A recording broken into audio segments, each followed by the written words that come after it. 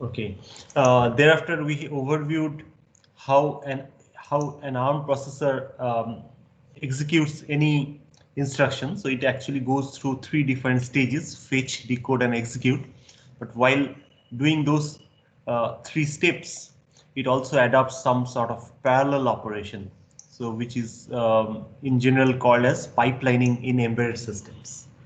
So that means if so three instructions are if consider any three instruction in a code, so the three instruction can stay at any one of these stages at any given point of time. That means while the first instruction is in execution stage, assuming the first instruction has already gone through decode and fetch, and the second instruction can simultaneously stay at decode stage while that first instruction is doing execution, and the third instruction can also be fetched simultaneously from the memory while the other two instructions are at different stages.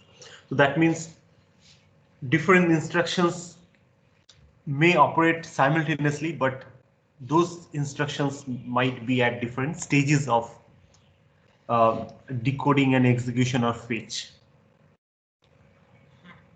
In addition, we had seen how an ARM processor is actually, or rather the modes of ARM processor, where two instruction sets are given. So we will look at the details regarding the instruction sets later on. So we can see that ARM processor can operate in both 32-bit mode as well as 16-bit mode. And this two different modes basically just represent different features such as high performance or high code density features. That means there are two microcontrollers in one, so you can activate any one of them at a given point of time, either 32-bit mode or 16-bit mode. We had also seen the processor functional block diagram. So rather, this is a functional diagram which is available as the core of the processor, the ARM7 core. So the ARM7 core provides different groups of signals such as this clocks, interrupts, bus, debugging, and other signals that you can see over here like boundary scan, co-processing mode, and memory interfacing modes. So these are the important signals, but you don't have to remember all of this by heart. You just have to remember the categories of the signal which are outside this curly brackets. We also explored this block diagram, the processor block diagram. So this is not the full microcontroller block diagram, but just ARM7 processor block diagram, where the ALU and the associated blocks around it is very important. So you can see there are different buses which are available inside the ARM processor. And in addition, there is a standard instruction decoding and logic control, along with certain pipelining controls which are available. And this is the new thing that we discussed, the scan control. Scan means whatever is going on inside the processor can be read outside, and you can use that information for debugging purpose. So that's what the scan control and these things are very close by, and they all work in handshake mode. Handshake mode means they work together. So they actually communicate with each other. So blocks generally communicate with each other and then they work together. Okay, so I think we had discussed this to some extent in the last class also, where the instruction decoder is the circuit that decodes an opcode, and then there is ALU, which is arithmetic logic unit, which is the heart of the CPU or the central processing unit or processor unit.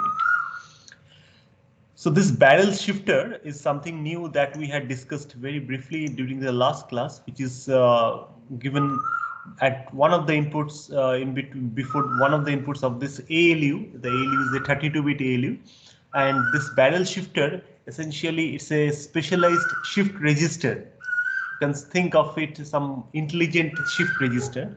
So this barrel shifter is a logic circuit that is able to basically shift any number, or that number is a 32-bit number in this case. So we call it a digital word.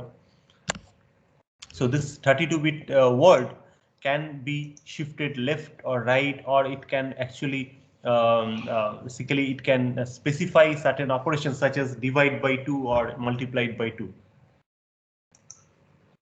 Sorry about the spelling mistake here.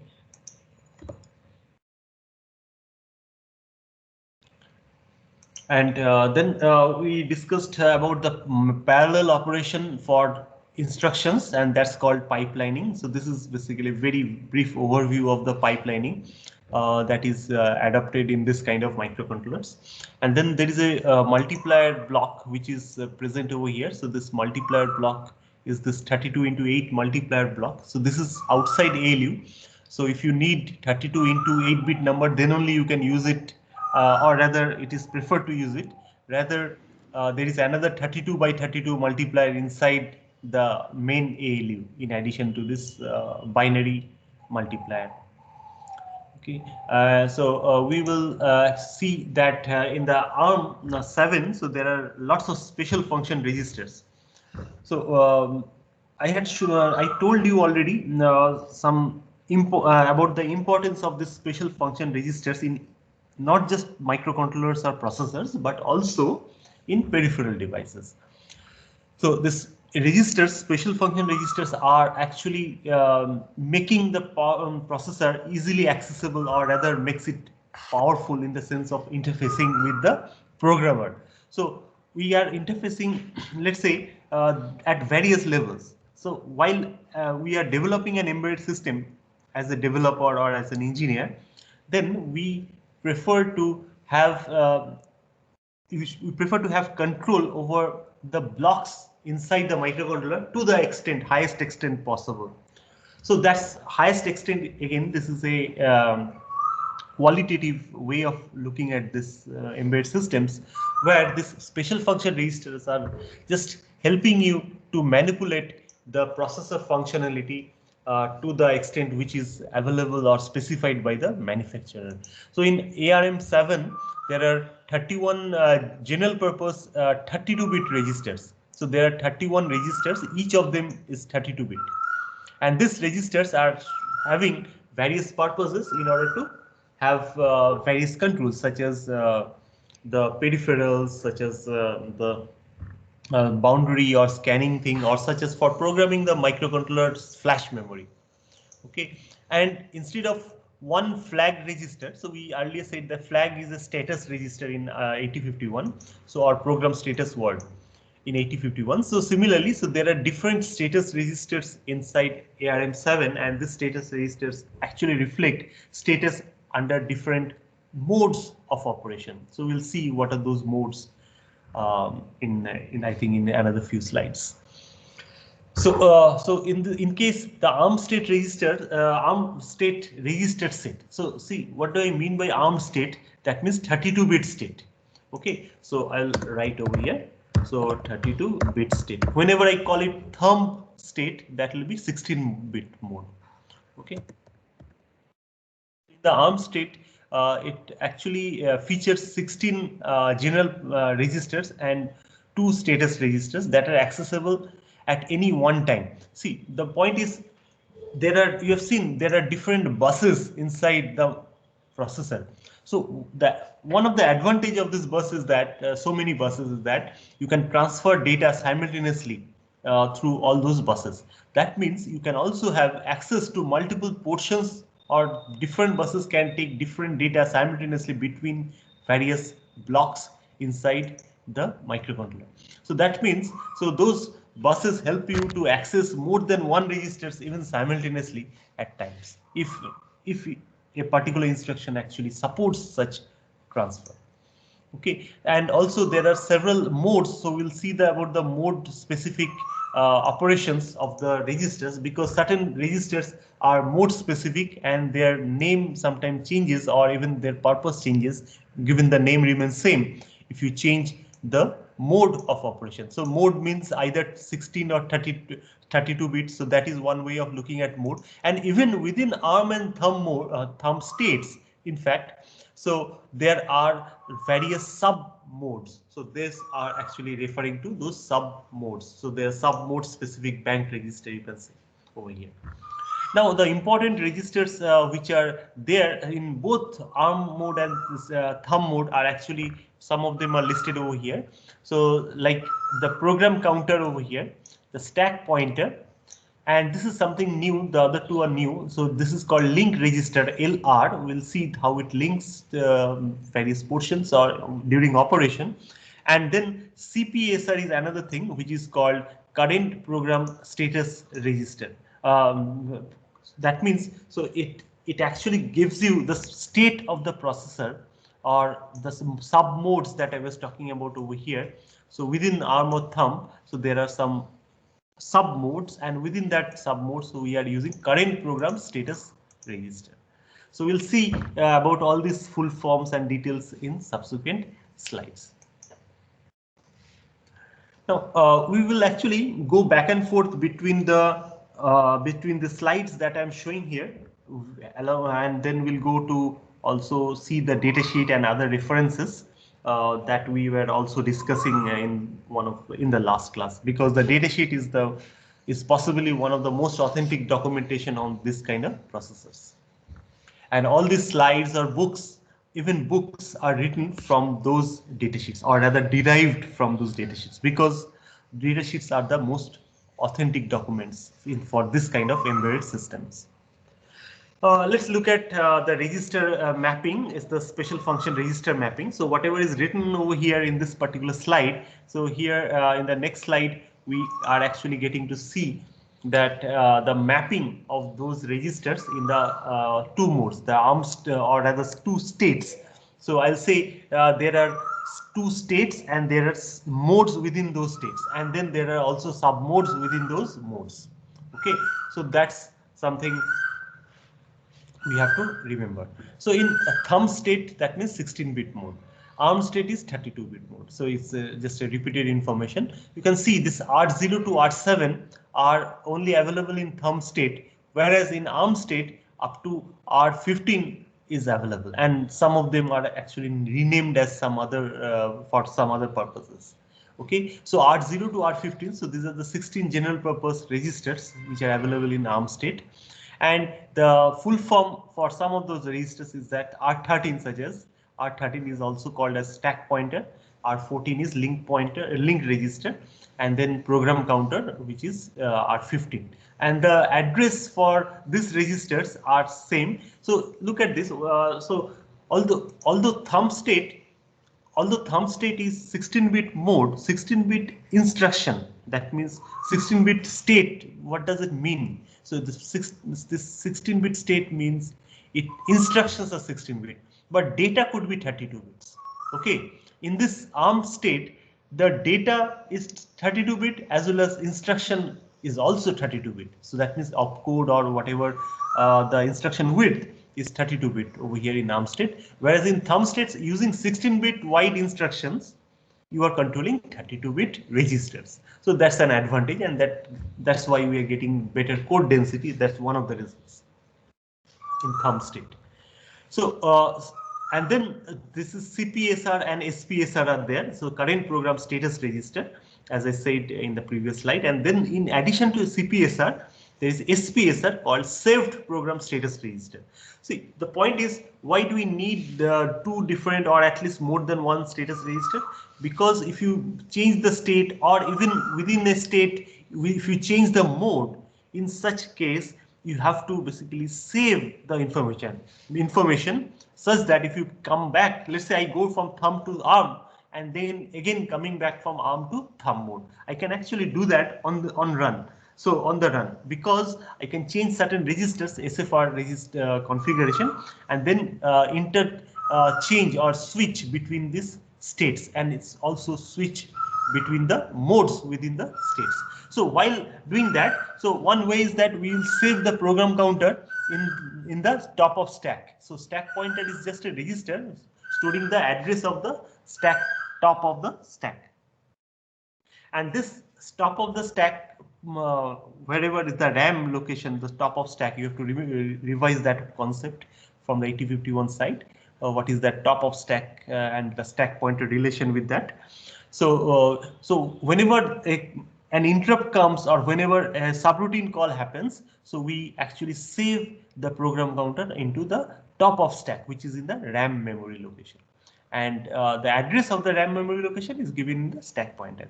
Okay, so that is how we remember where to come back, where the program will come back after servicing the interrupt or after the subroutine call. But in contrast, the saved program status register, it actually saves certain information or configuration of the CPSR. So CPSR is 32 bits. So there are basically multiple things that can happen over those 32 bits.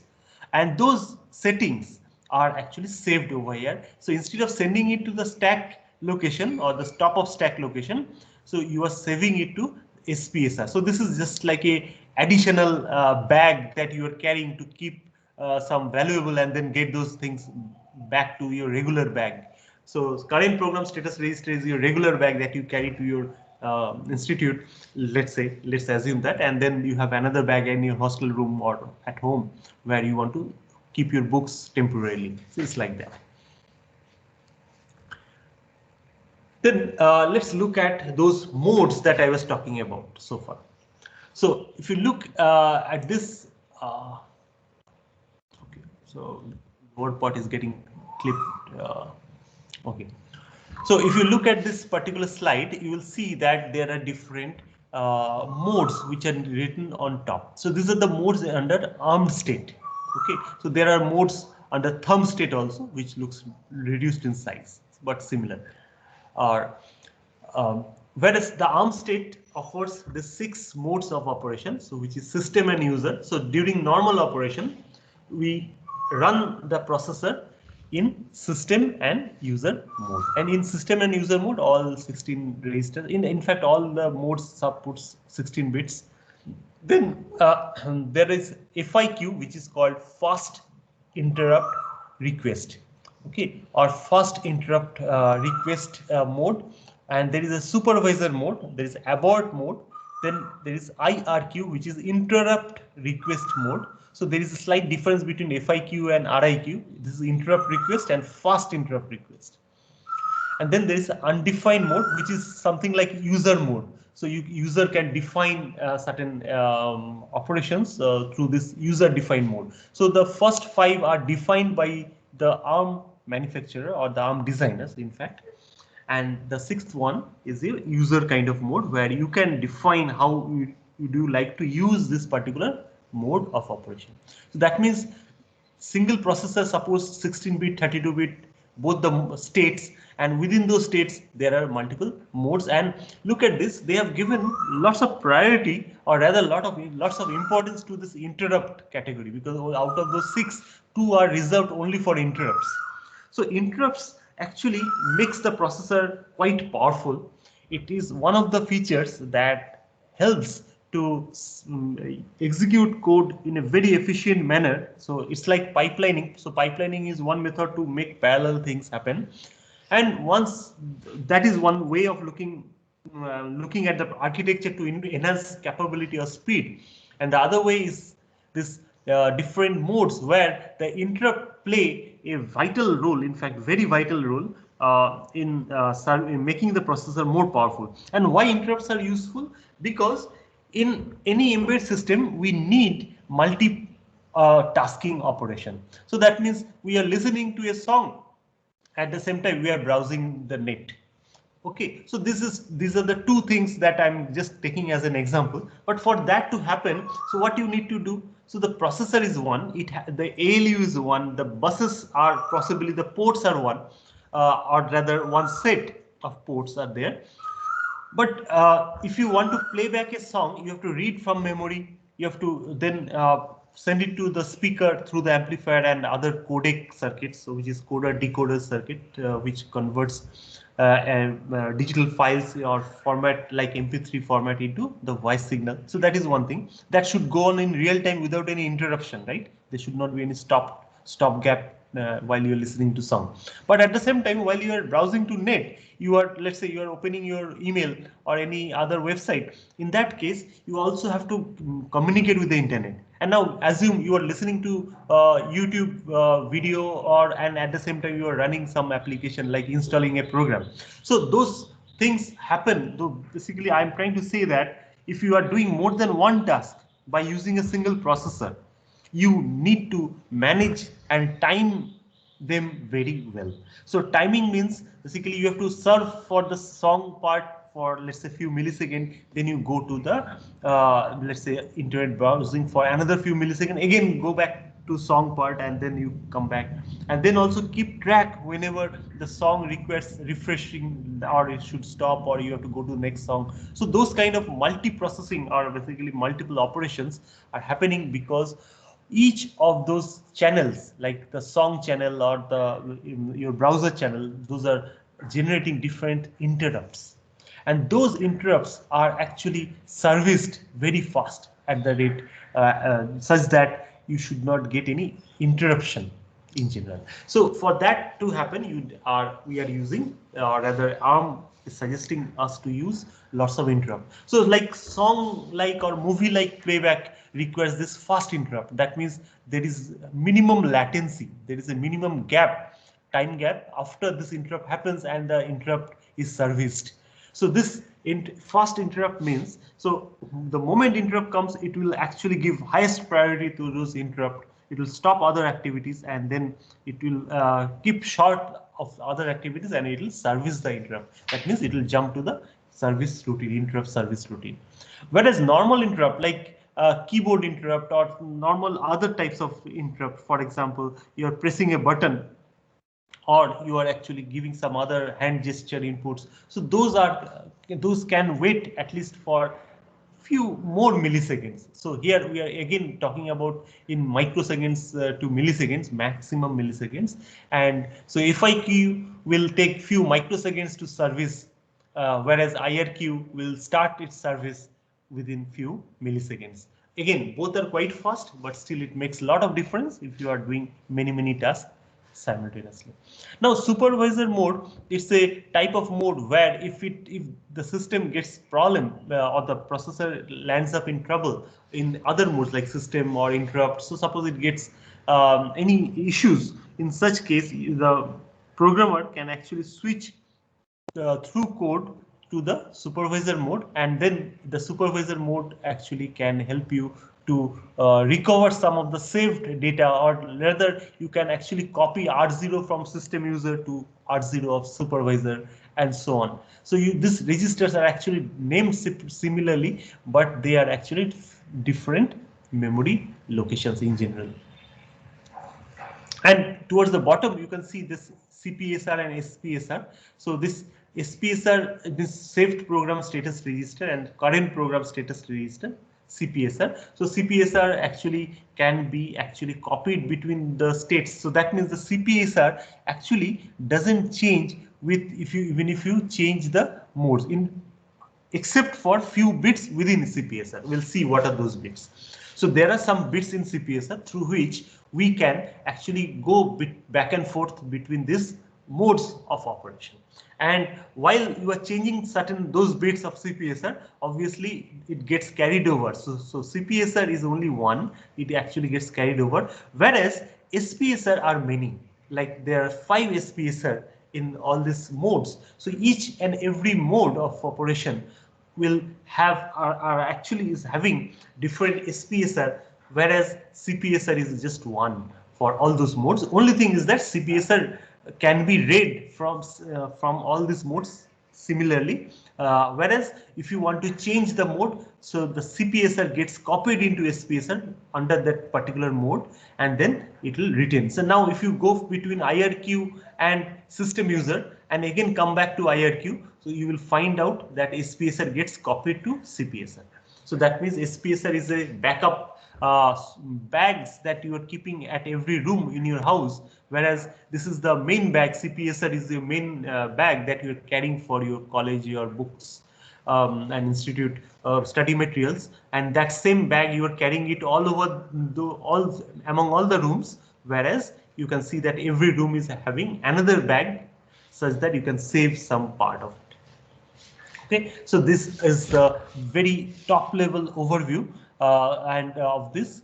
particular modes of operation. So in short, FIQ, SVC, supervisory and control, then abort mode, so then IRQ, interrupt request, and undefined. Now abort mode is again it's a kind of extra mode which is given. Suppose you are giving your processor into or forcing your processor into sleep mode, or let's say you are not executing any command, just you are keeping some system information. For example, you are developing a product, you want to store certain identifiers, like who is the manufacturer of that product. Suppose you are giving a name of your company, or you are giving certain initial startup conditions, so some values can be stored in these registers in the abort mode while it is not executing any code. So that is important. While it is not executing any code, so you can go to abort mode.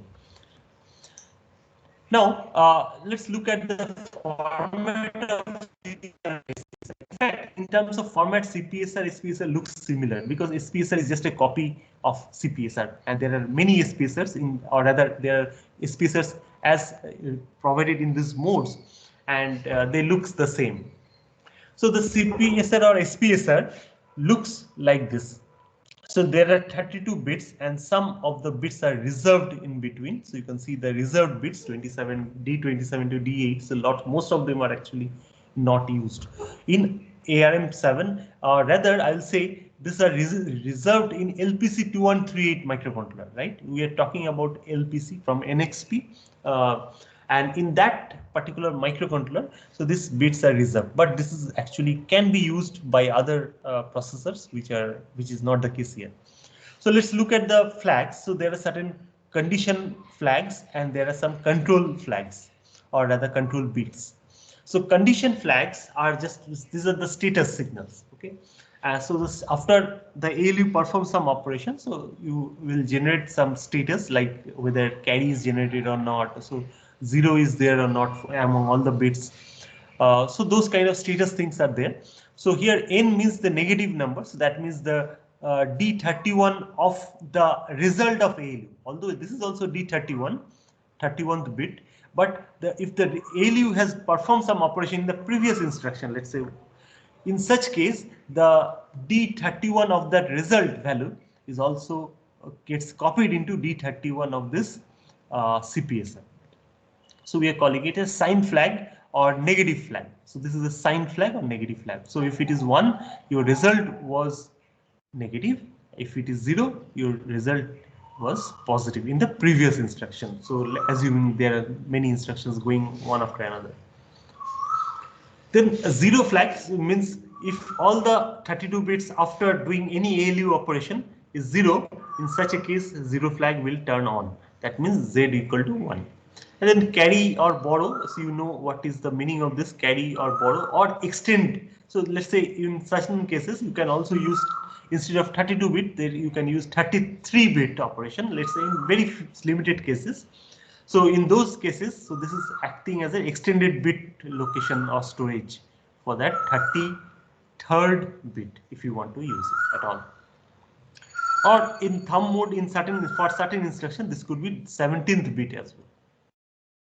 And then the overflow V flag. So overflow flag, basically if your result is overflow, such as timer overflow, such as counter overflow. So those kind of signals where you are up counting or down counting, and then you are rolling back in such a condition is called overflow condition. So suppose you have a 32-bit wide register, and then you are counting or incrementing numbers based on certain inputs, and in case this all 32 bits becomes 1 and then it rolls back to 0, that is called overflow. Or other way around, if you are down counting, so your particular number is decreasing to 0 and then you can down count it further, it becomes all 1. So that is again an overflow condition.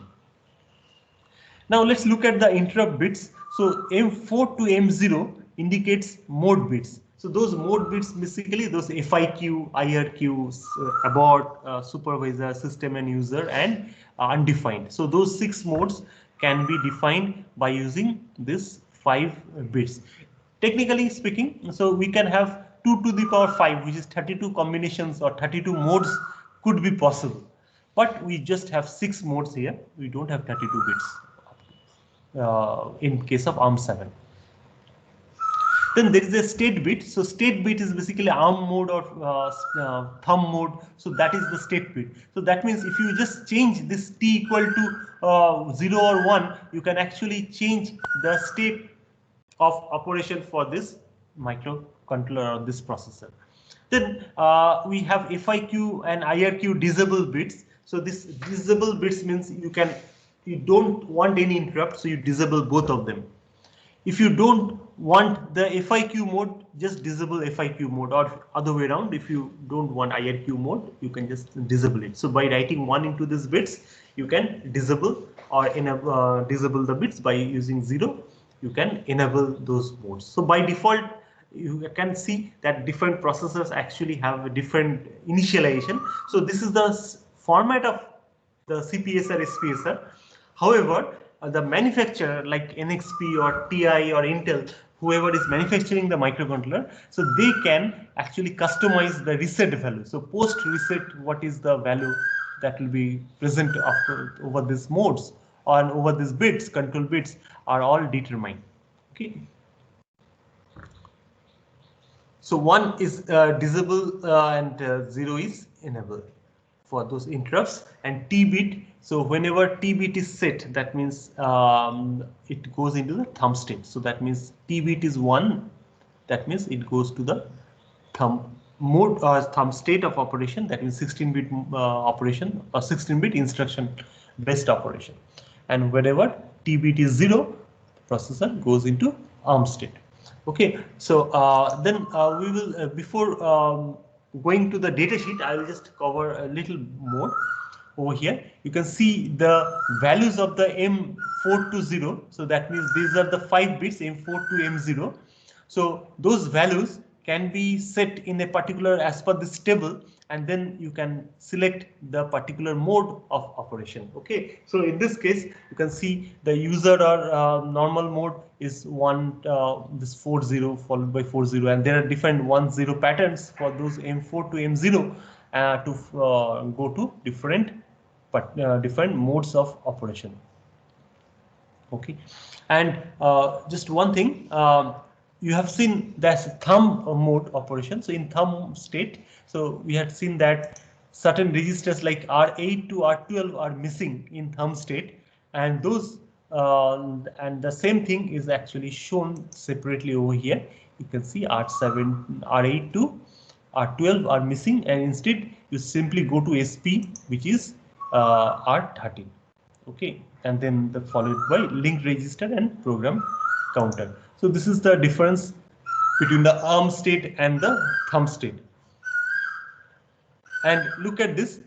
This triangle kind of signal symbol represents banked registers. So that means if you change the banks, so this register values will have different implications. So that means these are specific to a particular bank. So that means R13 and R14 are specific. That means there are so many of this R13, 14. So whereas R0 to R0 over here in system user mode is similar to R0 in undefined and other modes, unlike what I said earlier slightly. And just little point that I ignored earlier is that if you consider R14, so which is or R15, so these are the program counter or link register or stack pointer. So there are multiple stack pointers at R13. There are multiple link registers at R14. Whereas in FIQ mode, there are some dedicated extra R8 to R12 are present. That means R8 of user mode or system mode is different than R8 over here, whereas R8 of system mode is similar to R8 of supervisor mode. That means some registers are actually carried over, some registers are not carried over, whereas the status program saved program status register is actually different for all these modes. And for the system user mode, you don't have this SPSR because you are just carrying forward the CPSR to other modes and back and forth. So you have only one CPSR in fact. So all this CPSR just represents the same CPSR. Only thing that you are changing the mode bits to go to different modes of operation. Okay, any question until now? Do you have any question? Yeah. Bank register. Please repeat. So what do we mean by banked register, which is given in the dark triangle? Okay. So this bank register is nothing but mode specific extra registers given. Okay, so means if you change, let's say the mode from system to FIQ, so R0 in system mode is similar to R0 in FIQ, whereas R8 is, up until R7 it is the same. So R7 here is R7 also same register. So if you store some value and change the mode to FIQ, so R7 is carried over. So that means there is no change in R7 value, whatever you had written. Whereas if you write something on R8, so and change the mode to FIQ, in that case R8 here is different because it's a separate 32-bit register. Okay, so bank register basically means bank specific registers. So there are extra instantiation of this register. So that means for R8, so there are two things. So R8 here is same as R8 here, same as R8 here, R8 over here. But R8 for all those 5 other modes are same, but it is only different for R8 in FIQ mode, means FIQ is having a separate R8 register. The address is for R8 is same, but it has a separate 32-bit register, specially kept 32-bit register for this R8. Whereas if you look at the link and the stack pointer, link register and the stack pointer, which are R13 and 14, so R13 is stack pointer and R14 is link register. So if you consider that R13 and 14, so they have actually one set over here. So there are two sets, second set over here. So another 32-bit set, 32 and 32-bit here. So all this extra, this triangle indication indicates there are multiple 32-bit instantiations. Okay, but it is not the case with program counter. Look at this, program counter is only one. So it's like CPSR. So CPSR only one. It is just have carrying over the same value if you, even if you change the mode. Same for program counter, it carries over the same value even if you are changing the mode. Only thing, the link register stack pointer actually changes its value for different modes. Okay, for that is indicated in this bank register, and same for R8 to R12 only in FIQ mode. Okay. I think we are listening to some bird sound in the background. Sorry about that.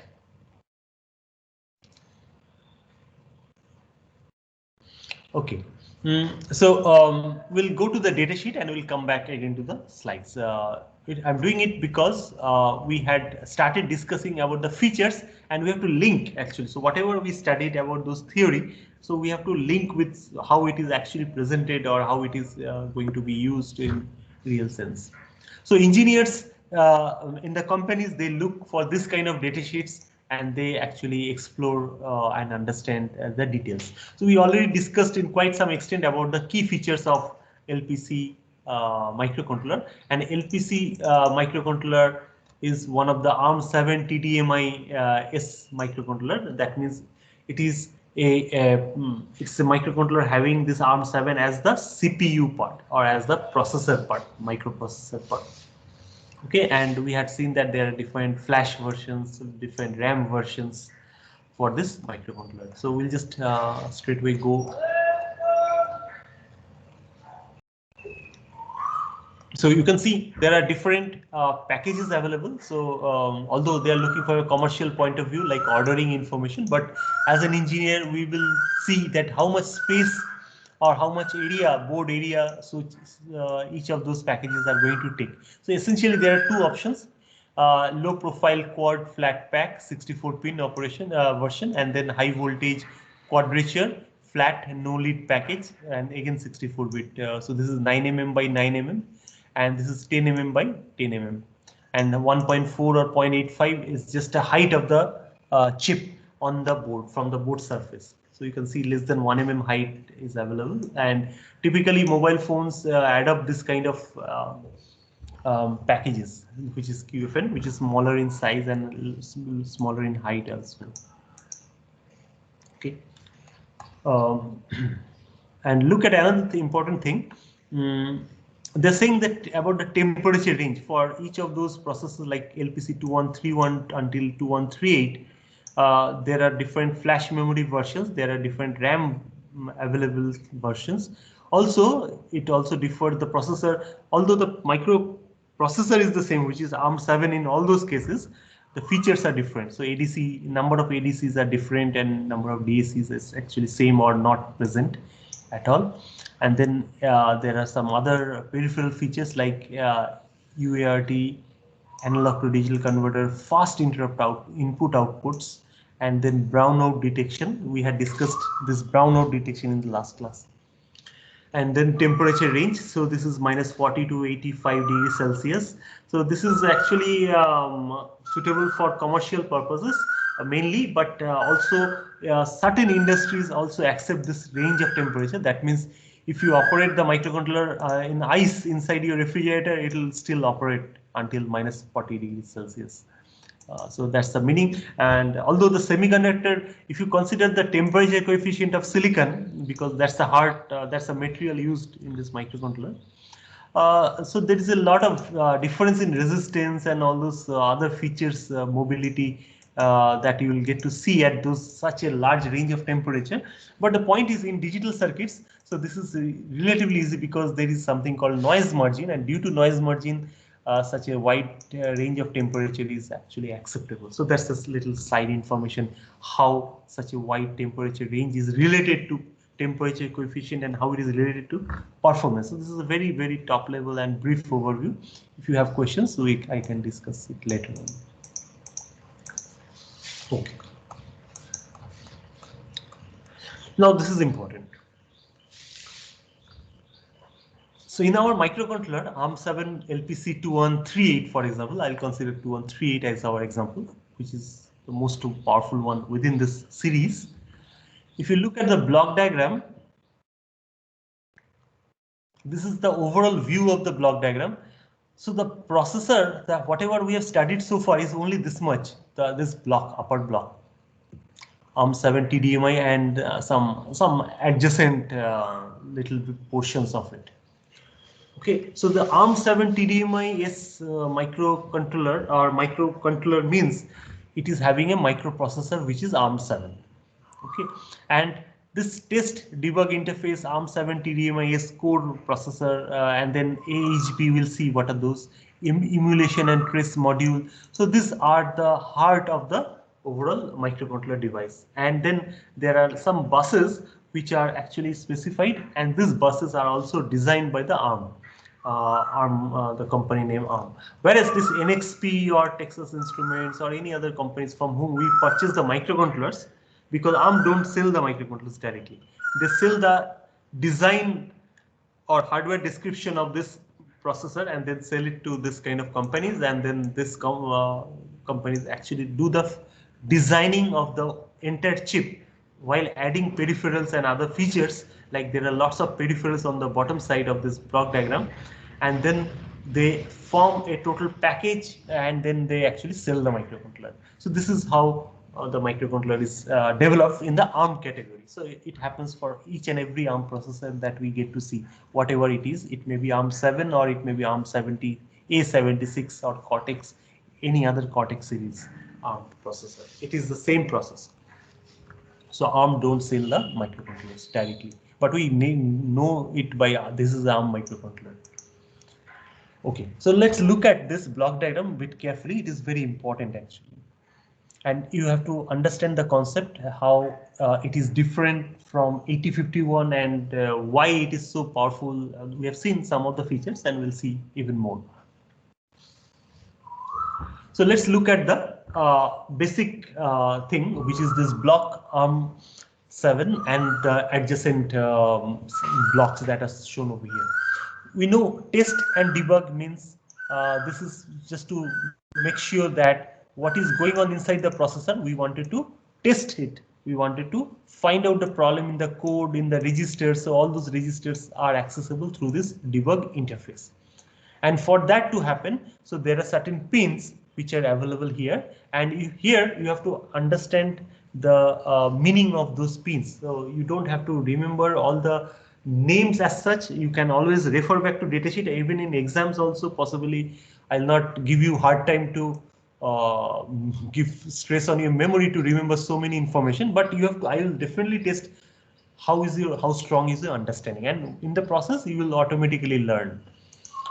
So there are certain pins that I wanted to say over here, which are test reset, then test mode select, then test clock, then test data input, and then finally test data output. So these are the signals which are actually used for testing the registers or a functionality of the ARM processor while it is running. And also these registers are used for programming the flash memory of the microcontroller. We'll see how it is happening. So this flash memory of the microcontroller, which is shown over here, either 32 until 256 and 512 kilobytes of flash. So this flash memory requires to be programmed, right? Once you write a code, this program should reach this flash. And that is done through this debugging interface in case of ARM processor, or in this ARM7 microcontroller. So test, reset, mode select, clock, data input, and data output. Okay, so these are the signals, and then there are certain trace signals. So this emulation model, emulation is, I said earlier that emulation is rather, it's a kind of simulation, but it is happening in real time or in real, with real hardware. Emulation is slightly different than simulation. Simulation is completely virtual, whereas emulation is real. Emulation, basically you are emulating something. It's like a practice session. It's like whatever is going on, you're tracing something. You're trying to look at it, and that is why it is called as trace signal. So there are certain lines which are used for accessing the emulation module, emulation and trace module. And through emulation and trace, you can actually monitor each and every part of the microcontroller, even within the ARM7 and even outside, like the buses and the peripherals. Obviously, you can do the scanning. So this is a part of boundary scan functionality that we had seen. Boundary scan means you are actually watching with several cameras what is going on inside every of blocks digitally, let's say. So it's like that.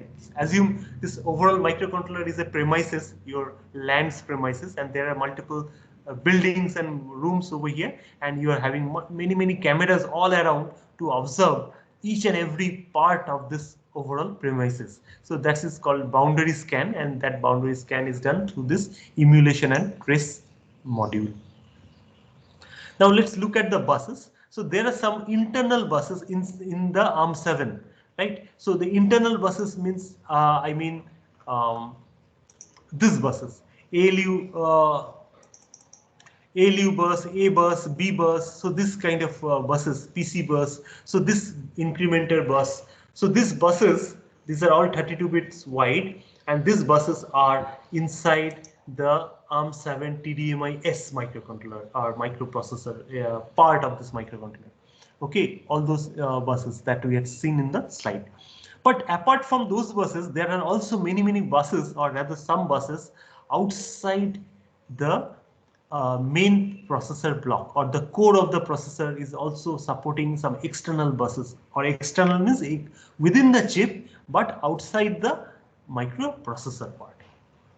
Okay, and these buses are actually again categorized into several parts. I will see that. So this is, first one is the ARM7 local bus. So local bus is something which is fast enough, and this 32-bit bus is mainly used for certain time critical portions or blocks of the microcontroller. So time critical, basically you have to always have code fetched from the flash memory without much delay. So that means with minimum delay, you should be able to read the instruction again and again, all over again and again.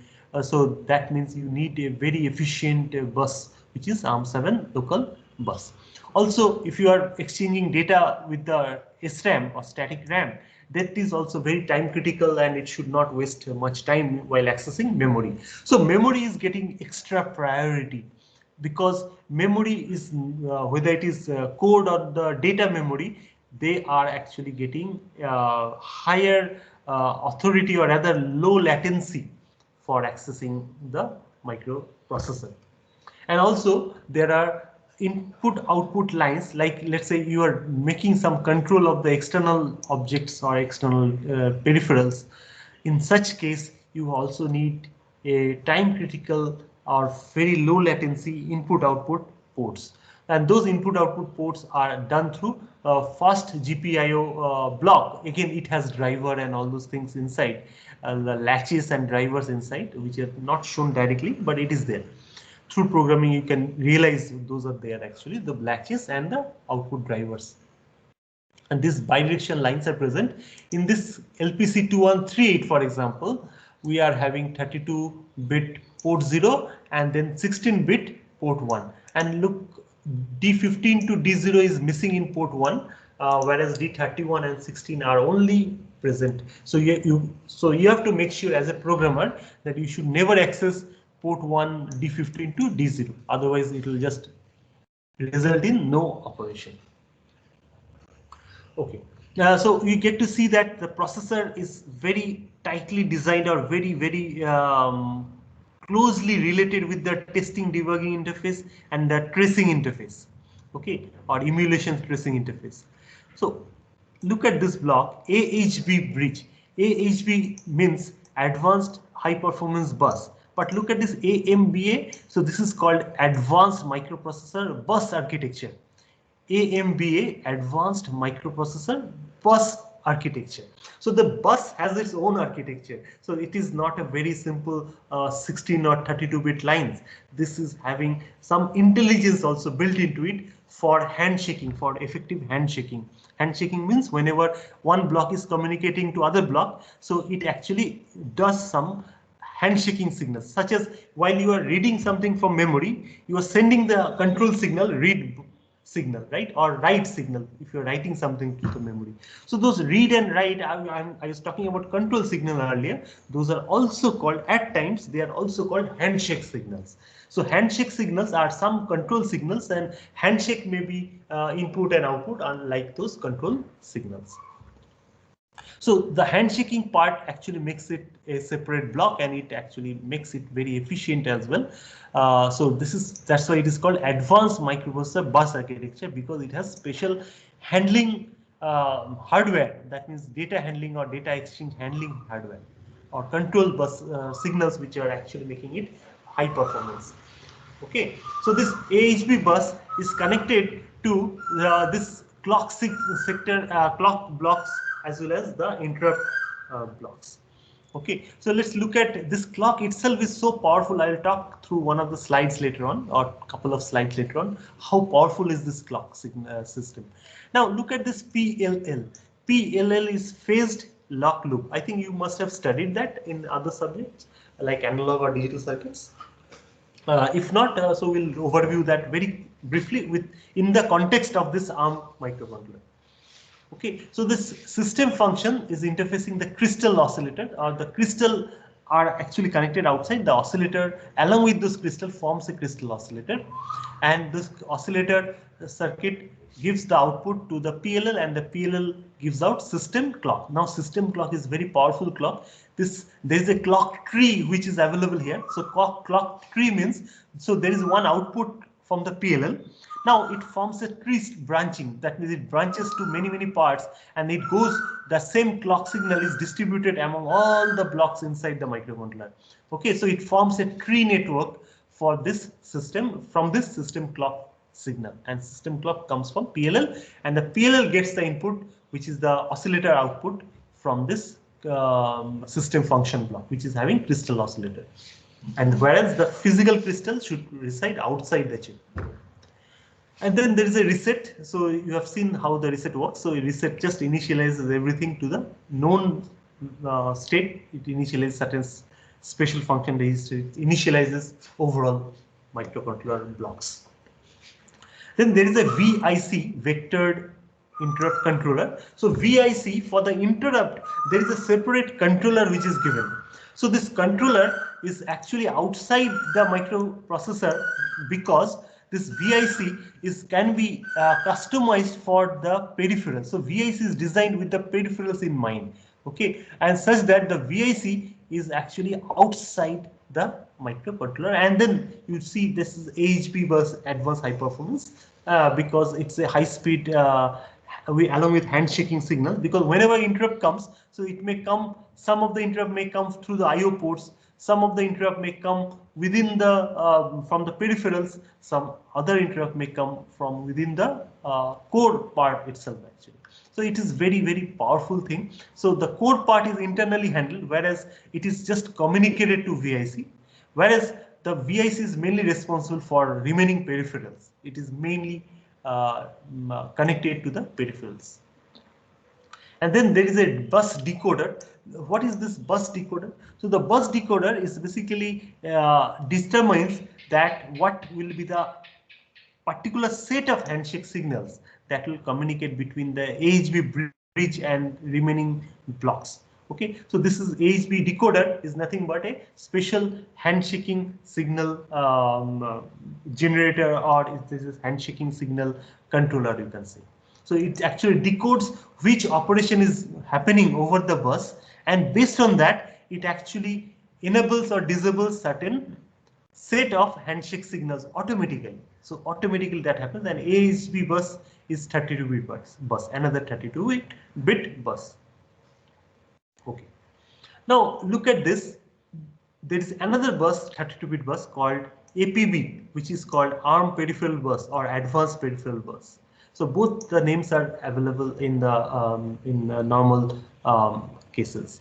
So advanced peripheral bus or ARM peripheral bus is another 32-bit bus, but this is connected through a converter, and this converter is AHB to APB converter, or AHB to APB bridge.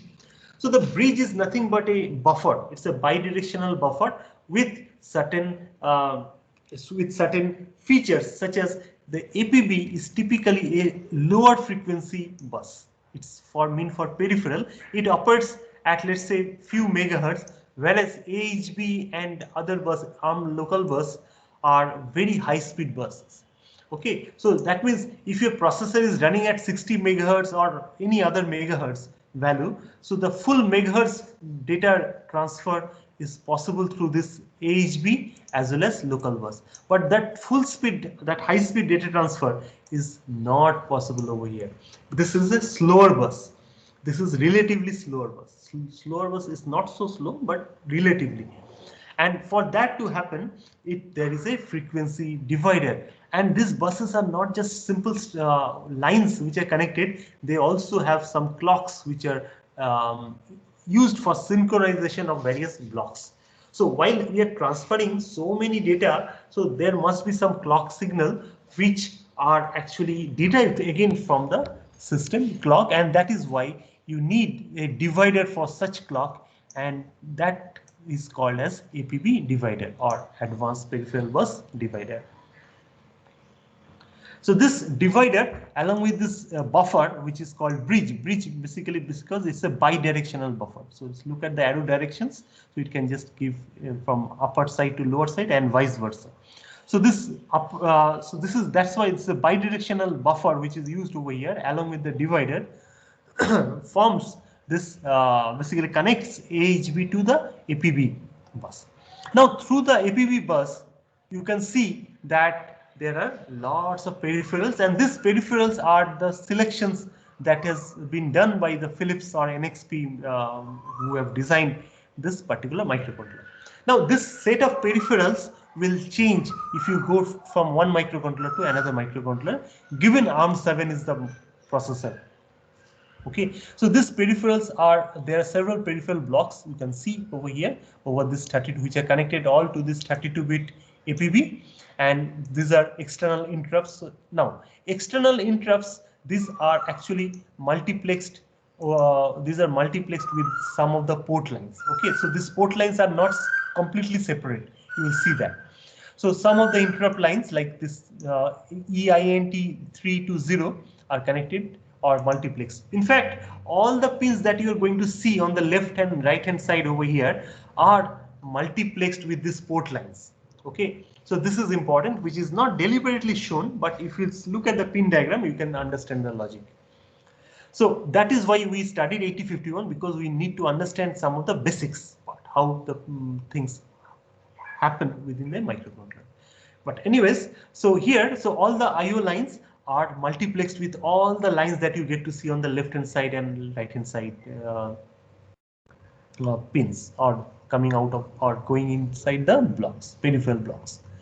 So this APB is connected to interrupts. It is connected to timers and capture compare mode. This is capture compare is slightly different than timer. So it is capture, basically it captures signal. It's like counting the number of clocks coming from outside and then comparing with some value. So that is called capture compare. And timer, you know, it is either up or down counter. And there are two such 32-bit counters here. So everything is 32-bit over here, except some of the serial ports that I will discuss. And also A to D converter. So I'm trying to say that although the bus is 32 bits, so each and every peripheral may have different width, data width. The bus is always 32-bit, but timer here is 32-bit, but the A to D converter is just 10 bits. Okay, and D2A is also 10 bits or 8 bits, whichever is available in a given processor. It could be 16-bit also. Those are available in other chips, not here. So 16 or 24-bit ADCs are also available. Very precise ADCs are available as well, but not in this microcontroller. So AD0 here, it is not address data. It is simple analog to digital channel 0, right? So that means ADC 0 or ADC 1. So there are two ADCs in certain microcontrollers and there is one ADC in certain other microcontrollers. So one ADC means ADC 0 only, and if there is two ADCs, there are two ADCs, then this will be AD1720 will be there for this one. Okay, so this 0 indicates this 0. Okay, not this one. This indicates there are 8 inputs available, and those inputs are multiplexed to one ADC, and there could be other AD1720 that will be multiplexed again to another A to D converter if available in your chip. And those ADCs, that means it will take some sine wave or any varying analog signal up to certain frequency, which is a Nyquist frequency. Up to Nyquist frequency, if you apply Nyquist, basically, if you remember Nyquist theorem that you must have studied. You have to make sure that the analog signal, which may have any voltage between 0 to the VDD of this chip, in this case VDD is 3.3. So 0 to VDD, any voltage can be applied. You no need to apply digital signals here, and that digital signal, those digital signals simply gets converted over here to digital value, 10-bit digital value. So remaining bits of 32 bits are unused over here at the result part, and then you can actually scan through each of every ADC. That means you first start with channel 0 within this ADC 0, then you go to channel 1, 2, 3, 4, up to that you can scan through. If you don't need scanning, that you can stick to any one of the channels, okay, among this 8 inputs, and then convert that data, given you are the signal, analog signal is not exceeding the Nyquist frequency. Okay, so I think I explained this. So for D2A converter, digital to analog converter, if that is present in certain microcontroller, it gives out 0 to 3 volt output. That means you can develop a function generator using this A to D converter, and for this, if you can interface a microphone, if you're having an amplifier outside between the microphone and this ADC, so there could be a microphone amplifier outside the chip, and then the output of the microcontroller can be given to ADC. You can actually make a wireless mic if you connect to some Bluetooth or Wi-Fi system on the other side through the serial port. Okay, so you can have a bridge between one block to another block, even without going to the main microcontroller. So that is another advantage here, and that is why this peripheral bus is provided, that these blocks can communicate to each other. You don't have to always rely on the microcontroller. So microcontroller, the main processor of the microcontroller will do the top level control, whereas internal communication can happen within the bus without affecting the other buses, which are time critical or rather higher priority. So you can develop this a code for this D2A converter where 0 to 3 volt output, any analog voltage within 0 to 3 volt or 3.3 volt can be generated at the output. And this requires some reference signal also. That is not, I don't see that in this data sheet, or at least it is there, but it is not written on this block diagram. Then GPIO. Now look at this repetition. So GPIO port 0 31 to 0, port 1 31 to 16. So these are actually same over here. So in fact, this GPIOs actually share the same pins outside the chip, but sometimes it operates in fast GPIO, sometimes it operates in normal GPIO. Look at this, fast GPIO is connected through ARM7 local bus, so it's a very minimum latency GPIO for time critical control of the IO lines. Whereas this GPIO is the same lines which are shared within the in the chip, but this actually operates at a relatively lower speed. Suppose you want to transfer any data between IO to UART. In such a case, this bus will be used. You are not bothering this ARM7 local bus. And if you are doing individual bit level operation without communicating with any peripheral, just input output, in such a case, the upper series, upper side, this fast GPIO signals are actually utilized. So these are for time critical operation, and this is for again time critical but not so critical, not so time critical operation, this normal GPIO, but same pins. And as I said, all the input output pins are actually shared with the GPIO pins. So they are actually multiplexed, or they are shared. Then there is a pulse width modulator. So someone asked me after the class last time that if we have pulse width modulator, why do we need this D2A converter? Okay, so I'll just reiterate the answer or repeat the answer. This pulse width modulation essentially is a digital block which generates a square wave output where the duty cycle, that means the T on period, can be changed or varied within limits, obviously, without changing the clock frequency at the output. And if you just apply a low pass filter after this PWM output, you will get equivalent operation of the analog to digital converter. That's what is recommended in some of the Arduino boards, even in some of the Raspberry Pi boards. But that's not a very foolproof operation. That's called a digital way of doing generating some analog signal by using a PWM and followed by a low pass filter. That low pass may be active or passive, whatever it is. Active is better, obviously, but it consumes more power. But the problem here in PWM based D2A converter is that it is output is noisy, because the PWM is a pulse width is changing or varying, or pulses are coming during every cycle. So if those pulses are coming, means there is a little bit of noise that even goes through or passes through the low pass filter. So the low pass filter cannot stop the noise generated by the pulses to the maximum extent. Whereas the D2A converters are much more cleaner analog signals. So if you need a low distortion signal or low noise signal for generating the analog output, you have to use this D2A converter. Again, I can tell you for sure, D2A will also give you some noise, because there is some noise from which gets fed through the clock signals. As I said, there is a system clock which gets to each and every block over here, including D2A and A2D converters.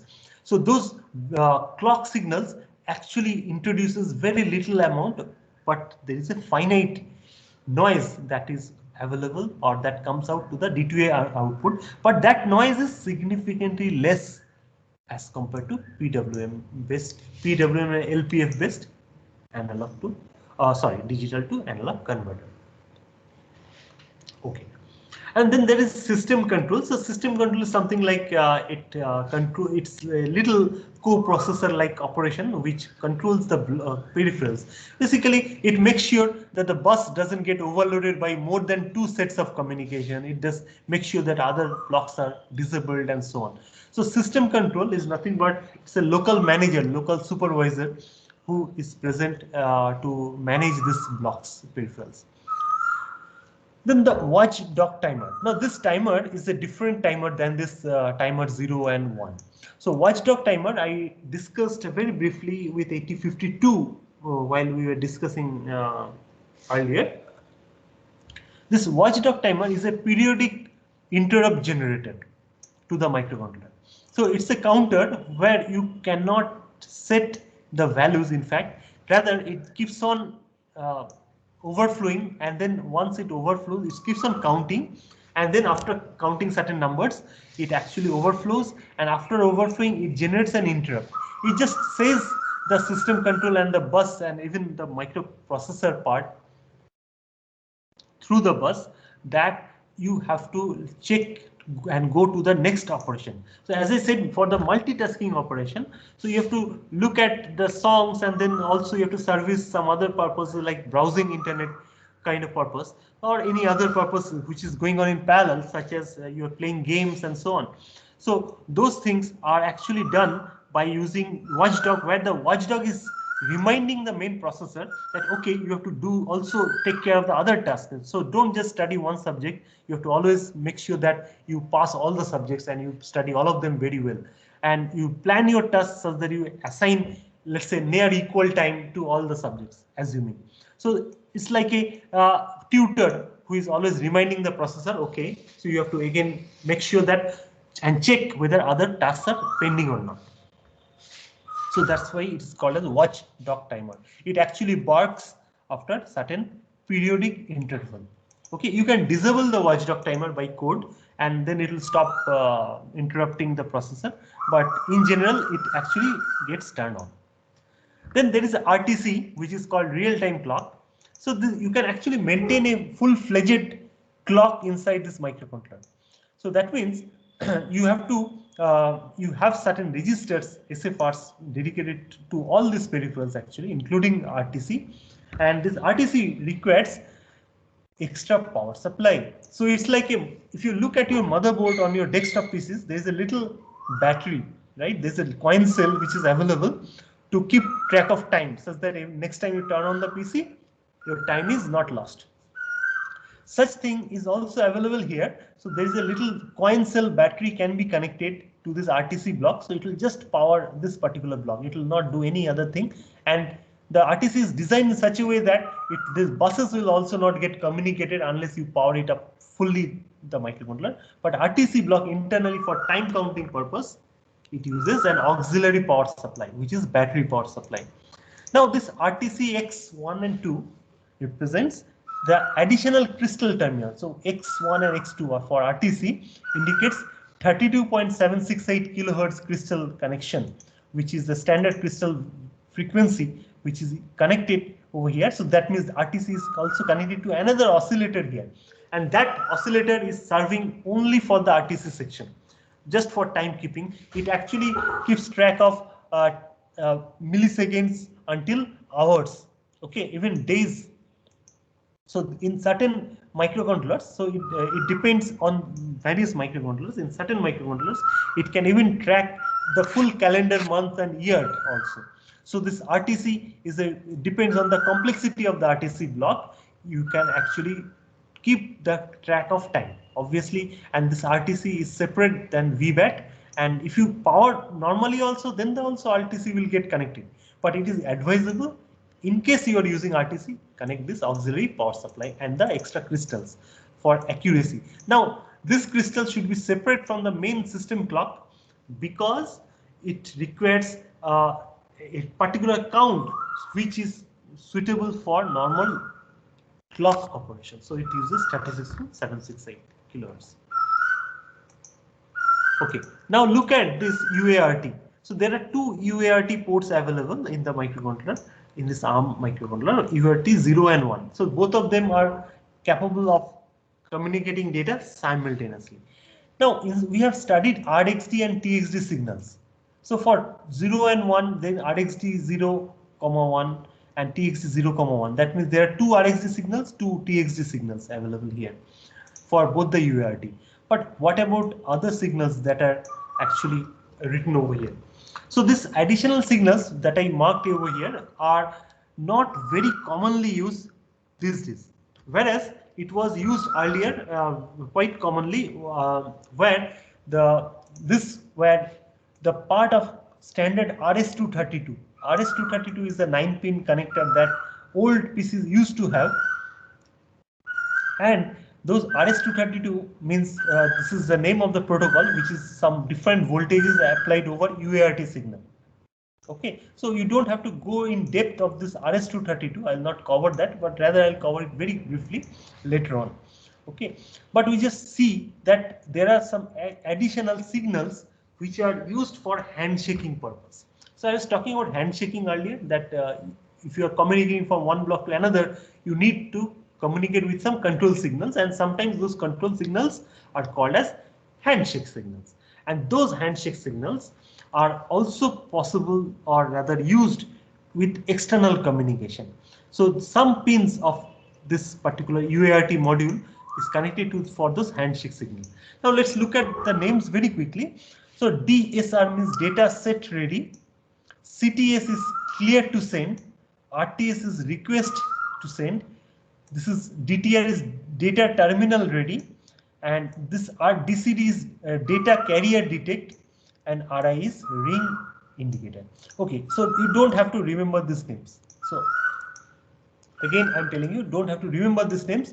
Only thing you have to see that there are certain handshake signals which is also possible for inter-chip communication. That means this chip to another chip communication can happen through the handshake signal. Something like read-write BART signal you have seen for memory interface. Similar thing are available for this. So these handshake signals are required to make sure your data being transmitted through the UART, TXD, RXD lines are much more reliable, or rather relatively reliable. So data set ready, clear to send, request to send, data terminal ready, data carrier detect, and ring indicator. Actually, ring indicator, it was like pre-internet age. During the pre-internet age, people used to send some ring signals through the modems, and those modems actually use this kind of ring indicators. And this ring indicator was communicated between the microcontrollers, old day microcontrollers, and that is also supported over here. It's like having some old feature carried over in new microcontrollers. And look at this, it is only available in UART 1. It is not available with UART 0. Okay, so there are three types of serial interfaces available in this microcontroller: UART, SPI SSP, as well as I2C. So the I2C and SPI SSP, these are the first two blocks towards my right, are synchronous serial communication. Synchronous serial communication. That means they are supported by some extra clock signal somewhere. Look at this SPI SSP. This is clock signal, SCK is there. And for I2C, the same or similar clock is called SCL. Okay, so now look at the terms. SPI serial peripheral interface. This was developed by Motorola earlier. SSP synchronous serial port. It was developed by National Semiconductor again during 1970s. In fact, all of these were developed during 1970s. UART, SPI, SSP, and I2C. And very commonly, still today, almost every modern microcontroller supports these three type of blocks. So I2C is inter-integrated circuit, I2C or IIC, inter-integrated circuit. There are two such ports, 0 and 1 over here. So SCL serial clock and serial data SD. This is a serial clock. Using these two lines, you can communicate up to 128 devices. Okay, you can, if your peripheral or off-chip peripheral is I2C compatible, you can actually address them separately through this I2C module or block, and then up to 127 devices can be connected by using these two data and clock lines.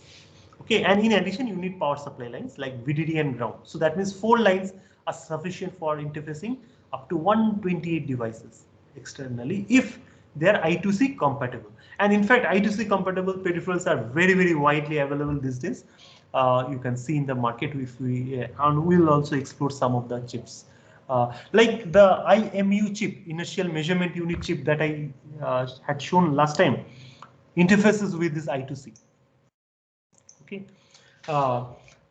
and that chip is used in all modern mobile phones. Actually, most of the modern mobile phones for the auto rotate function and the drop detection function and compass functions. So all those things are supported by one chip outside this main microcontroller, and that is interfaced with this inter-integrated circuit. Then so SPI or SSP, they are actually pretty similar, except there is a slight difference in the framing pattern. That means the pins are same. There's a slight difference in framing pattern, and in case of SSP, sometimes the fifth line is also used, which is called sync line, synchronization line. Apart from the clock, there is an extra sync line for SSP, which is actually ignored over here. But in general, the code of SSP is modified version of SPI. So SPI uses serial clock because it is synchronous communication. Then it has master output, slave input, and there are two such things, 0 and 1. So that's why 0, 1. Then this is, you can understand, master input, slave output, and then slave select. Okay, so these lines are again used to interface off-chip peripherals. Now here the problem is that if you have only one select line, you can only have one external peripheral. If you have two select lines, you can have two select peripherals. But more than two, it's not provided here, right? If you need more, like you want to interface 10 peripheral devices, then this three SCK, MOSI, and MISO will be same, will be actually drop into every peripheral. So MISO of this one should go to MISO of the peripheral 1, then it will go to MISO of peripheral 2, and so on. Same thing for MOSI and SCK. But slave select should be separate. So that means it's like a chip select. So it's like an enable line. Now the point is the slave select should be separate. Up to 2 actually it is supported, but more than 2 should be given through the IO lines, like port lines that are available through port 1 or port 0. Just a moment.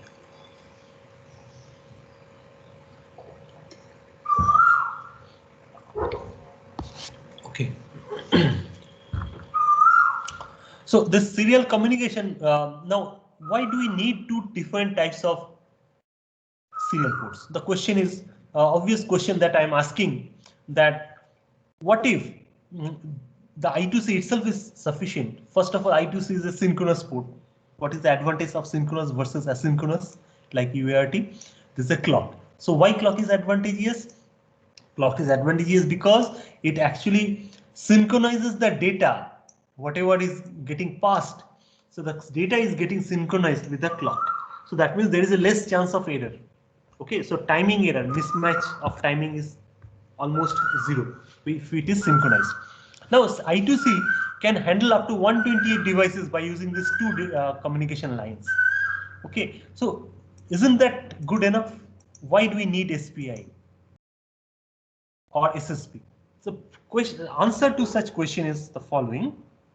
SPI typically operates at higher speed of operation, like 10 megahertz, 4 megahertz, 20 megahertz, those kind of higher speed of operation. Because you have this module is designed in such a way that you have a separate path for input and output.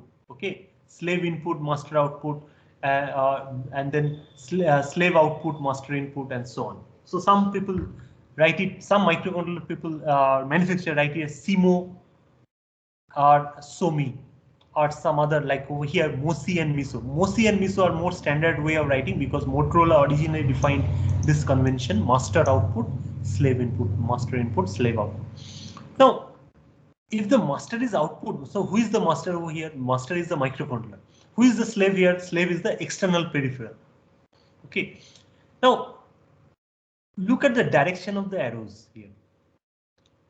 If the master is only outputting, then who is taking in this incoming signal? So each and every part has some meaning actually. In fact, I can keep on talking, but in brief, I can tell you that this chip, if you look at the user manual of this particular microcontroller, I'll refer to that later on. You'll find that this microcontroller can serve as both master and slave. It's not necessary that this microcontroller will always act as a master. Unlike AVR, so AVR is always master. But in ARM microcontroller, so they can be either master or slave. So that means you can also take in. So if you configure at SPI slave, so the same master output, slave input will be there used, but obviously slave input. That means this line will take input, and if it is master, this line will give output. Again, I think there's a slight mistake here. The SSCL should also be bidirectional here, because so if it is mastered, SSCL should give out control signal, the chip select signal to the off-chip peripherals. Whereas I2C is relatively slow speed communication, although it can communicate to up to 128 devices, but it is relatively slow. Typically up to 1 or 2 megahertz it operates. Standard rate is 100 kilohertz or 400 kilohertz. Okay. Whereas standard rate for SPI is megahertz, 4 megahertz and onwards, higher side. And interestingly, you can set the clock speed. You can set the speed of communication for each of those blocks. Obviously, that clock speed is way smaller than your system clock. So system clock is much faster clock. Okay, so now I will, having said this, so I will go to the slides for some time, and then I'll come back here and I'll ask some questions from this. Okay. Let's look at this particular slide. The clocking in LPC series ARM microcontrollers or ARM microcontroller units, MCUs. So in the block diagram, we had seen that the clocking section, in fact, the system function is a part of the clock, and then PLL is there, and PLL gives out system clock. So if you look at this, if you look at this slide, there are certain interesting facts about the clocking, which is quite different than 8051. Assuming there is a crystal oscillator here outside or towards the left within the chip, but towards the left of this PLL frequency phase lock loop, and we're using PLL as a frequency multiplier inside this ARM microcontroller. Okay, so what is this frequency multiplier? So you are applying a particular clock frequency like F oscillator, then multiplying the clock to some higher value, and then getting a clock called core clock or processor clock, CCLK. So core clock is the actual name, CCLK, core clock or processor clock. So that means the full processor will get the full frequency advantage or the high frequency advantage of this PLL output. Why do we need this? F oscillator is typically up to, let's say, 30 megahertz, and C clock is up to 60 megahertz. So why the input frequency is smaller? Why don't we use 60 megahertz F oscillator over here? The problem over here is that this F oscillator is derived from external crystals, as I said. So the crystal is necessary because crystal provides accurate time base. Whereas crystals are large in size, you cannot put it on the silicon. So it is off chip. So off chip connection requires some pins and connection wires. So those connection wires are will have some parasitic capacitance. Now, the moment you have parasitics, you will get time constant, and the time constant will lead you to lower frequency, and or if you go to high frequency, it will lead to distortion. So such distortion, the square wave becomes sine wave or distorted square wave. So we keep the F oscillator small, and we enhance the speed of the signal, the clock signal, by using this frequency multiplier, which is around the PLL. And then the PLL output is given to APB or advanced peripheral bus or ARM peripheral bus divider. So we are multiplying the frequency or increasing the frequency internally, and then you are dividing the frequency. Now the next obvious question, why do we need both? Why can't we simply get that F oscillator into the peripherals? What is the need of this PLL in between increasing then decreasing? We are doing the things 2 times unnecessarily. Actually, it is absolutely necessary. It only the context you have to understand why.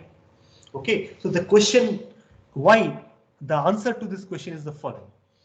While those so many blocks that we had just seen in the datasheet of the microcontroller, so there are so many peripherals, they can communicate among each other and so on. So the clocks are distributed in the tree format. As I said, tree is basically, it's a very large set of branching of the clock signal is present inside the microcontroller chip, and that tree connection within the chip using some metals will have again parasitics, and those parasitics will give you certain time constants, and those time constants will again lead to the same problem that was happening originally at F oscillator. Okay, so due to that large distribution of clock network within the microcontroller chip, the effect is similar to F oscillator. You cannot have a very high frequency clock, and that is why we are dividing. That is one reason why you are dividing. Okay, because the clock tree is having lots of parasitics, and that parasitics is sometimes very dangerous. It can actually desynchronize some of the blocks. Okay, so that is one thing. But what if we take that low frequency and directly apply to peripheral? So coming to that question. So the answer to this question is, the moment we have a clock distributed within a tree, there are certain features of the clock like clock skew and clock jitter comes into picture. So due to clock distribution tree network or distributed connections within the chip, there is another disadvantage, not just the time constant and parasitic based delays, but also those delays are subsequently may lead to clock skew. That means the clock of one block gets shifted from the clock of other block. So the clock delay or the time constant that is coming due to those tree network is actually shifting the clock. So that means the clock will reach to nearer blocks quickly, and the clock will reach to the far away blocks at a delay. So that is called clock skew. That clock will get shifted. So whatever you are sending, it is not reaching immediately. It will reach after certain time delay, small delay. And that is one reason that is called clock skew. Now another thing is clock jitter. So whenever you have transitions 1 to 0, 0 to 1 transitions, you will find the clock is not a clean square wave. There are some noisy upshoots and downshoots. There are some ringing in the clock. So the clock doesn't look like a clean square wave. The clock becomes a noisy square wave or rectangular wave. The clock, such a noisy square wave, if they are having undershoots and overshoots, it can actually go beyond the noise margin. You have to revise noise margin concept. It can go beyond noise margin. This is a digital circuit. We have to go by ones and zeros. But if it goes in the undefined region in between 1 and 0 range, then the gates which are receiving the clock signal, or the blocks which are receiving the clock, will get confused if the clock voltage goes in the undefined region due to those undershoots and overshoots, because it comes into beyond the noise margin regions. That means it goes into undefined. So you have to make sure the jitter is minimized. You have to make sure there is a minimum skew or delay. So also you have to make sure the clock is acceptable to the peripheral, or basically the range of clock frequency. So having said all these features of the simple clock signal that we never thought possibly to this extent so far is so important now in this complex chips, in this complex microcontrollers. So such clock skew, clock jitter, and clock this noise margin considerations that I said as a result should be considered. And while doing that, you need a proper driver circuit. And driver circuit is nothing but some circuit which can force a large current while the clock transitions are happening. That means you have to absorb those noise. And though that absorbing power is only going to be realized if you have a strong drivers. That means you have a wide channel. If you have a wide transistor, obviously L will be fixed for all those transistors, but W should be much wider, where you can have very low resistance such that whatever might be the capacitance beyond this APB, this P clock, peripheral clock, the capacitance should be immediately charged and discharged by using those wide transistors. And divider, because peripherals cannot operate at a very large speed. If you have a large frequency here, the skew will be unacceptable. That means for the delay, you cannot minimize beyond some limit. Okay, so that is also another important consideration. Okay, so the delay should be acceptable, and it should be significantly low percentage with respect to the overall time period. Now, how PLL divides or multiplied the clock frequency. We said that PLL output is higher frequency core clock like 60 megahertz, and F oscillator is up to 30 megahertz. So this is how it is done. This is the basic block diagram of PLL. If you have studied it earlier, it is okay, but just quick revision in this context. Input signal is given to the phase detector. Phase detector could be a simple XOR gate if it is a full digital implementation. Then the output of the phase detector just says that whether there is a lead phase or lag phase. The output of the phase detector is given to a low pass filter. Basically, it smooths out the signal and it generates a DC voltage, obviously with some little noise here. And that low pass DC output or near DC output is given to the VCO or voltage control oscillator. That means the frequency of this oscillator changes with the input voltage. And the output signal is generating a voltage, is an oscillating square wave signal, which is proportional to the voltage output or voltage input to this VCO. And this input is coming from LPF, low pass filter. LPF is just taking the output of the phase detector, whether the lead or lag phase. It will give 0 or 1 over here if it is XOR gate. And such 0 and 1 signal pattern gets low pass into some analog voltage, and then analog voltage gets converted into the output signal, which is a square wave signal in this case. Now take the square wave signal, divide by n. That means keep a counter over here. So if you put a counter, so whatever n bit counter, so that means it will give a divide by n operation. Now if you give divide by n operation to the other input of the phase detector, so phase detector takes 2 inputs. So the other input, so this is called a reference input, in fact. So the reference input is coming through the divider, frequency divider. This is a frequency divider, not a voltage or any other thing.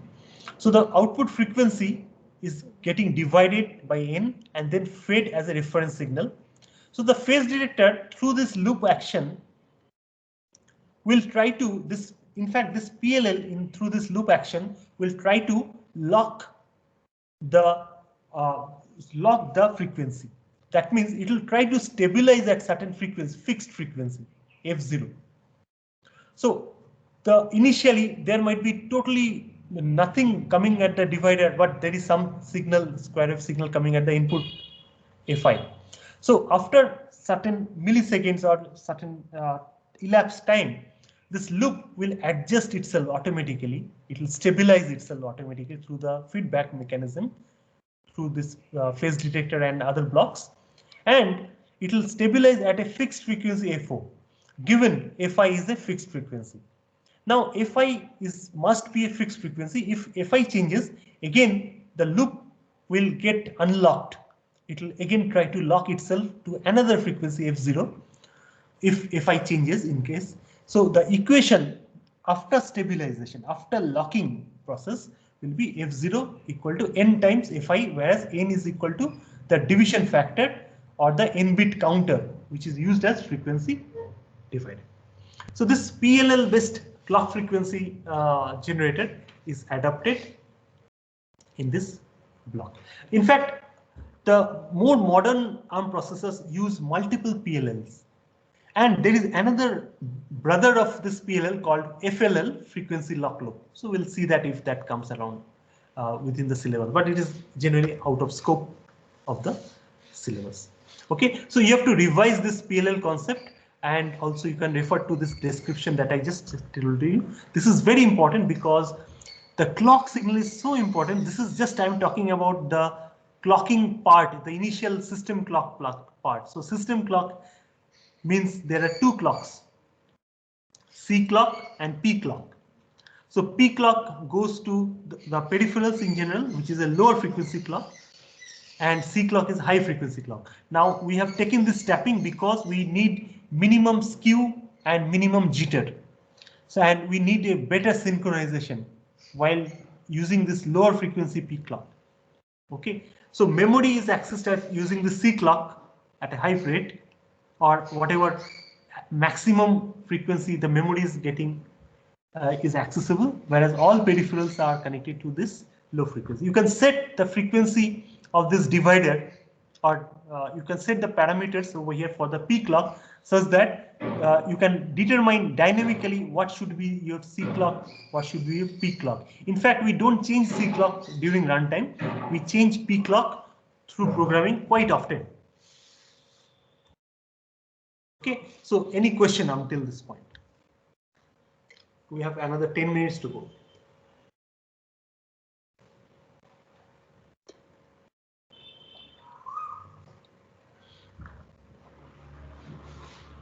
Okay, so you must have this. You must be getting a feel from my statements that each and every block inside the microcontroller is so powerful and so carefully designed. Each of those blocks are actually optimized for timing, for performance, as well as for reliability. So, and not just that, after developing your code or system hardware, embedded system hardware, you should have adequate control through special function registers, as well as you should be able to see what is going on in near real time. So we actually reviewed this PLL part to some extent. Same thing through the similar or even more details could be explored for each and every block actually, and obviously that is not something that I'm going to cover in the interest of time. Okay, let's quickly go to the pin configuration diagrams. I'll go to simply 2138 microcontroller because that's the most powerful and all the features are available there. So I'll consider the QFN version. So it is similar for LQFP version. We discussed earlier that the microcontroller is having 64 pins. This is 9 mm by 9 mm by 1.85 mm. And this is pin number 1, and this is a 4-sided pin arrangement is given. So the silicon dice stays somewhere here. There are wire bonds to all these pins outside, and these are the metallized contacts. So there is no pin coming outside. In fact, there is only a little bit of metallized pad on the outer surface of this microcontroller chip. Now there is an indicator for pin number 1, and you can just keep on counting until 64. There are 16 pins on each side. And look at this. Let's look at pin number 1 first. Just I'm taking any random pin from this diagram. So pin number 1 represents this function. So I can see 4 functions over here. So it is port 0.21 / PWM5. So there are multiple PWM channels, right? There's not a single PWM channel. So you can use it for one of the for motor control, other for lighting intensity control, another for A2D, D2A converter, or any other purpose that you need where you need where you apply the PWM signal. So PWM AD, that is analog to digital port 1.6. That means it is connected to 6th position in the multiplexer for ADC 1, and then capture 1.3. Okay, so you can use any one of these at a time. So P1 0.21 is a bidirectional port. You can keep it as input and output, or you can disable the GPIO function in general, but use it as PWM or ADC or a cap. So this pins, that means it can do analog input. It can take digital input or output. It can apply digital output here. It can also take digital input. So there are multiple ways. So this is a mixed signal microcontroller. So it has both analog and digital signal handling capacity. So it's a mixed signal. And even each of those pins, if it is defined by the manufacturer, you can put it to analog mode, input mode, output mode, digital mode also. And there are simple pins also, like port 0.23, like pin 58. So nothing is multiplexed, only GPIO is available here. Okay, and such pins are typically used in conjunction with fast GPIOs because there is no multiplexing, nothing. So the circuitry is straightforward actually inside if there is no multiplexing. And you can see there are lots of pins over here, such as port. I'll tell you here in pin number 56, port 1.29 is multiplexed with test clock. So test clock is a part of the debug interface. If you remember from the block diagram, we had reviewed that. That means while debugging, you need to use it in TCK mode. While using otherwise, if you don't need debugging, you can use it in port 1.29 mode. And similarly, there is a match signal. There is a slave select signal for SPI. Then there is an external interrupt signal, channel 3. Okay, so each pins are defined in a different ways. And look at this, another important consideration. There are two VDD VSS. Look at this pin 51, this is VDD, and 50 is VSS. And also 43 and 42 are VSS. Why this repetition is there? You can see similar thing elsewhere also. Okay, so there are lots of VSS pins all around.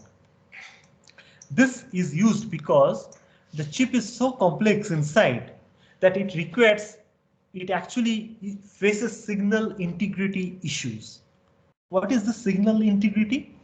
Signal integrity, basically parasitic based signal degradation, is one sort of integrity issue. There could be other types of noise like crosstalk.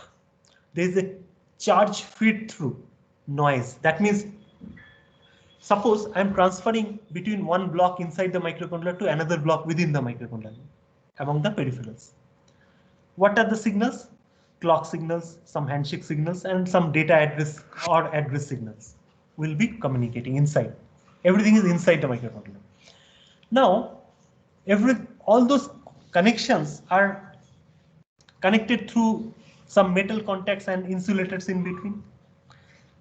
They are forming parasitics, and those parasitics leak, or rather they leak charge between two metal contacts during the transitions, 1 to 0s and 0 to 1s. So those transitions causes charge feed through. That means charge is going from one metal to another metal contact. And that charge feed through basically causes undesired charge buildup or charge loss. Both are possible. And that causes distortion or noise within the internal signal going through those buses. So those buses are very complex. In fact, they are very carefully routed within the chip. And if you want to get rid of the noise to some extent, not 100%, but to some extent, you need shielding in the background. If you look at this particular chip, so you look at this square thing which is drawn over here, the meaning of this is there's a backside metal pad which serves as the ground pad for shielding. Also, it serves as a heatsink on the backside of the chip, of this QFN chip. Okay, so these are some finer details that you need multiple VDD VSS such that you can connect decoupling capacitors from outside the chip. So what is this decoupling capacitor? You can note down this name, read it separately, and ask me questions if you have anything later on. So decoupling capacitors in general are the small value capacitor, like hundreds of nanofarad capacitor or tens of nanofarad capacitors, which are connected between VDD and VSS and very close to the chip. That means physically they must be very close to the chip on your PCB. Then those capacitors actually keep on monitoring whether there is a supply noise on VDD line with respect to ground or VSS. And if such noise is present, it actually absorbs that noise. In fact, it actually either supplies extra charge or it absorbs charge coming out from the chip at the VDD line. And if the VDD is fixed, then you will likely to get less noise over the interchip. And on top of it, the backside shield is there. The shield further helps the internal blocks to reduce crosstalk such that signal integrity issue is minimized. Okay, so I'll straight away go to the pin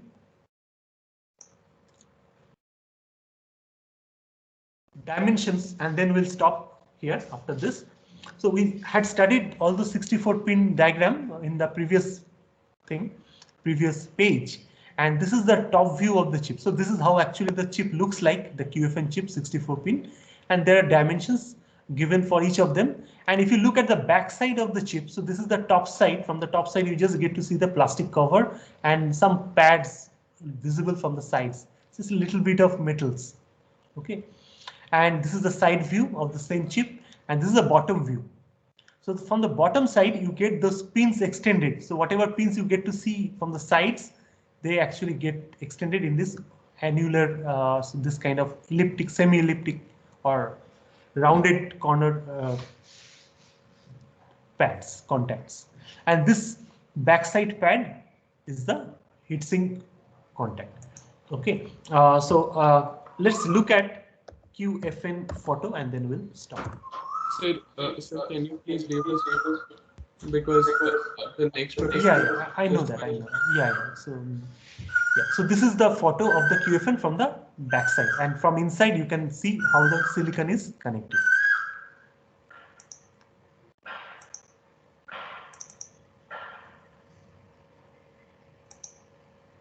So what do I click?